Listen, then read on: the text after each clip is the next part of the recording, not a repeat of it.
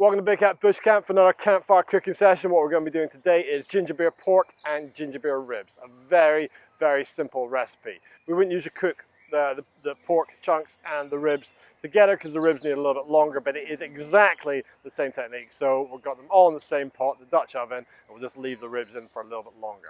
What we're going to be doing is boiling them all up in the ginger beer, and the ginger beer is going to reduce down to a sticky glaze, and then it's going to fry up, sear it, and we're going to serve it up the pork with some wraps and the ribs just as they are.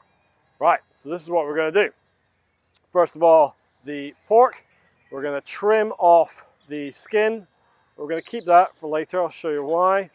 And once the skin's off, we're going to chop it up into chunks, however big or small you like it, and straight into the pot.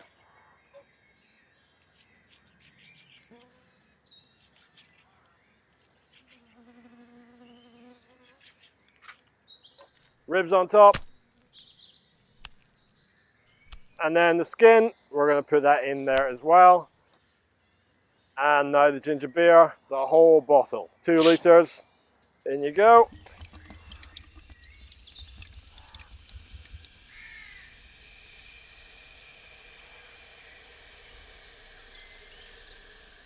And lid on and onto the fire for about an hour for the pork, an hour and a half for the ribs. It's as simple as that. So the reason we put the skin back in after we cut it off is because the ginger beer, as it boils up, is going to render some of the fat from that skin, and it's going to reduce down and make a thick, sticky glaze. And by the time it gets right down to the bottom and most liquid's evaporated, it's going to make basically an oil, sticky oil that's going to fry up the ribs and the pork in and sear it.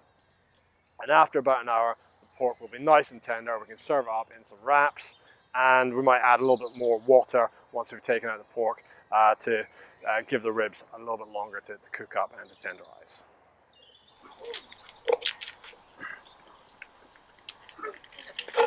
Very hot, very sticky, very good. It's caramelized, doesn't it?